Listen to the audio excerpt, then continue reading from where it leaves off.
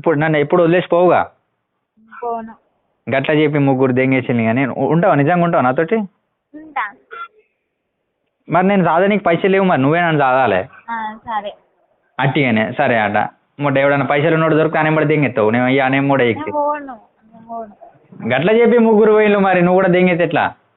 ఏ ముగ్గురు ఉన్నారు. చెప్పినావా? అరే అట్టిగానే లవ్ చేస్తానని చెప్పి నేనేమో నీతోటే ఉంటా జిందగీ మొత్తం అన్నది, గడెవడో పైసలు ఉన్నాడు ఆడ వచ్చి దిగిపోయాడు. ఇక నారేమో పైసలు లేవా? పోను. పైసలు ఉన్నా లేకపోయినా ఉంటావా నాతోటి? ఉంటా. ఉండకపోతే? ఉంటా. ఉండకపోతే? ఉండకపోతే నీ ఇష్టం. ఉండకపోతే మళ్ళీ నీ ఇష్టం అంటావు. సావదే ఇక నువ్వు మోసం చేస్తే నేను నరుకుతా ఇంటికి వచ్చి గొడ్డలు అందుకొని. సరే నరుకుతా చేప పొట్టు రాగినట్టు. సరే అంటే ఇక మీ బిడ్డకి ఇట్లా మోసం చేసింది నన్ను, ముడ్డనారు ఉంటా అని చెప్పి దెంగెత్తాంది అని చెప్తారు. సరే చెప్పు. ఇప్పుడు పైసలు లేకపోతే మరి కూలి పని పంపుతా, మరి చేస్తావు కూలి పని? పోతా. నా దగ్గర ఉంటాయి నీ దగ్గర లేకపోతే. ఏం పైసలా? నువ్వేం పని చేస్తావు? ఏదో ఒకటి చేస్తా. ఏదో ఒకటి అంటే నువ్వు ఒక్క నిజం నన్ను నిజంగా లవ్ చేస్తున్నావు నువ్వు? చేస్తున్నా. సరే నా పేరు పచ్చబొట్టు కొట్టించుకోను ఇంకేం. సరే. ఆర్యన్ అని పచ్చబొట్టు కొట్టించుకో. సరే. జీవితకాలం. కొట్టించుకున్నా. ఎందుకంటే నువ్వు నన్ను మోసం చేసినా కూడా పచ్చబొట్టు అన్న పర్మనెంట్ ఉంటుంది. సరే నేను కూడా నా మొట్ట మీద కొట్టిస్తా.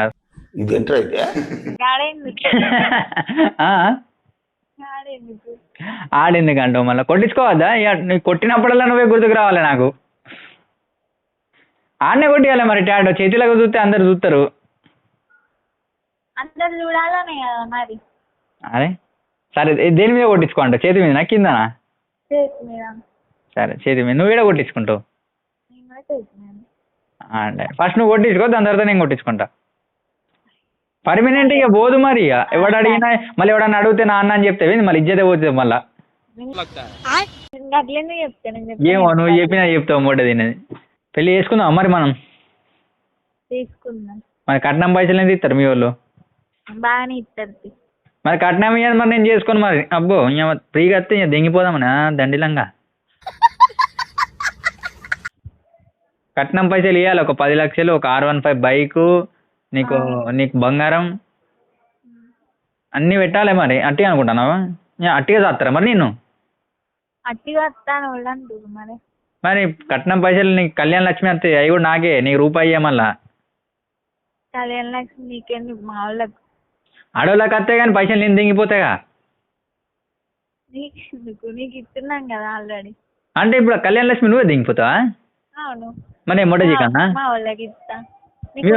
కట్నం పైసలు. అదే కట్నం పైసలల్లా పెళ్లికే సగం పడుతాయి, మన డీజేకి బాక్సులకు దానికి మీరు చూసుకోవాలి. నువ్వు దింగి నీకు వస్తావా? ఆయన పెళ్లి మా ఇంటికన్నా అవుతుంది. లేదు అయ్యి లేచిపోదాం, రిజిస్టర్ ఆఫీస్లో పెళ్లి చేసుకుందాం, దండ వేసుకుందాం, నైట్ అయితే కథం డోర్ వేసుకుందాం. వేసుకుంటే ఏం బాధ? ఇంటికాడో నాకు పెళ్లి చేసుకున్నాం అంటే సిగ్గు తెలుసా? ఎందుకంటే అందరు మనల్ని చూస్తారు, మనం స్టేజ్ మీద ఉంటే. అంత నాకు ఇంట్రోవర్ట్ అన్నట్టు అందరు మనల్ని చూస్తే నాకు సిగ్గు అనిపిస్తే. నాకు 2 నిమిషాలు ఈ బస్సులో కూర్చుంటేనే సిగ్గు, అందరు నాకే చూస్తారని. ఇంకా పెళ్లిలో గుద్దల మంది వస్తారు, చుట్టాలు బిట్టాలు అందరూ స్టేజ్ మీద మనల్ని చూస్తారు, నాకు సిగ్గు అనిపిస్తుంది. ఊహిస్తేనే భయంకరంగా ఉంది. ఎంత ఇస్తాం మరి కట్నం? 10 లక్షలు అని ఇస్తావా లేదా? ఇస్తాం అంటావు అంటే నేను ఇక పుక్కట్లా చేసుకోవాలి, నేను పుక్కట్లా దాదాలి, పుక్కట్లా తింగాలి అన్ని. నాకు గుద్ద వలితే నేను దాదాలంటే ఎర్రటి ఎండల పని చేస్తే గుద్ద వలి గుడాలు బొక్కుతాను. మరి పిల్లం దాస్తే ఇజ్జత పోతుంది మొగుడి. ఆడు దూర ఇంటికాడ దెంగి తినమంటాను, ఆన్ లైఫ్ మంచిగా ఉన్నా అంటారు ప్రజలు. నిన్నయో కష్టపెట్టకుండా మంచిగానే చూసుకుంటా, కాదంటలేను.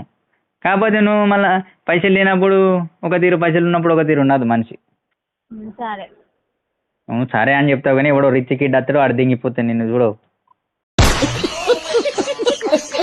నువ్వు ఎంత పైసలు ఉన్నాడు కానీ నేను వాడుకుందామని చూస్తాడు కానీ నిన్ను పెళ్లి చేసుకోవాలని ఎవడు చూడవు. నేను ట్రూ లవ్ చెప్పినా నీకోసం సుల్లి కోసుకుంటా. నువ్వు నిజంగా కోసుకున్నాను మరి బాపట్ల దుర్గా అవుతా.